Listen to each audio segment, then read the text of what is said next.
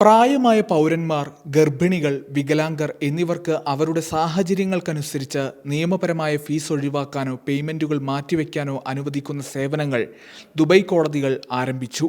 വിവാഹമോചനത്തിനോ ഭർത്താവിൻ്റെ മരണത്തിനോ ശേഷമുള്ള കാലഘട്ടത്തെ പ്രതിനിധീകരിക്കുന്ന ഇദ്ദയിലെ സ്ത്രീകൾക്കും ഈ പദ്ധതി പ്രയോജനപ്പെടുത്താൻ കഴിയും.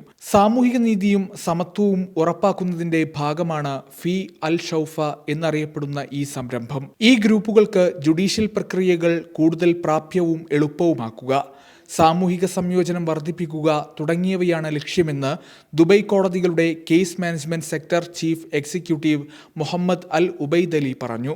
ഗർഭിണികൾക്കും വികലാംഗർക്കും അവരുടെ ദേശീയത പരിഗണിക്കാതെ തന്നെ പദ്ധതിയുടെ പ്രയോജനം ലഭിക്കും.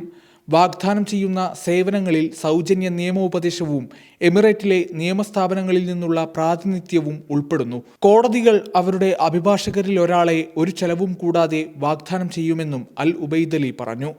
ഇതിനുള്ള അഭ്യർത്ഥനകൾ കോടതികളിലെ സമർപ്പിത സമിതി അവലോകനം ചെയ്യും. അർഹരായവർക്ക് കടാശ്വാസ സേവനവും ലഭ്യമാക്കും.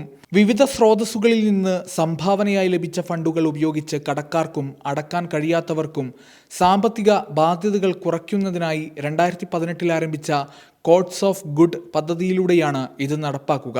04334777 കോൺടാക്ട് സെന്റർ ഫോൺ വഴിയോ ദുബായ് കോഡ് സർവീസ് ഓഫീസ് സന്ദർശിച്ചോ വെബ്സൈറ്റ് വഴിയോ സേവനങ്ങൾ അഭ്യർത്ഥിക്കാം. ന്യൂസ് ഡെസ്ക് സുപ്രഭാതം. waytonikah.com, the exclusive Muslim matrimonial site.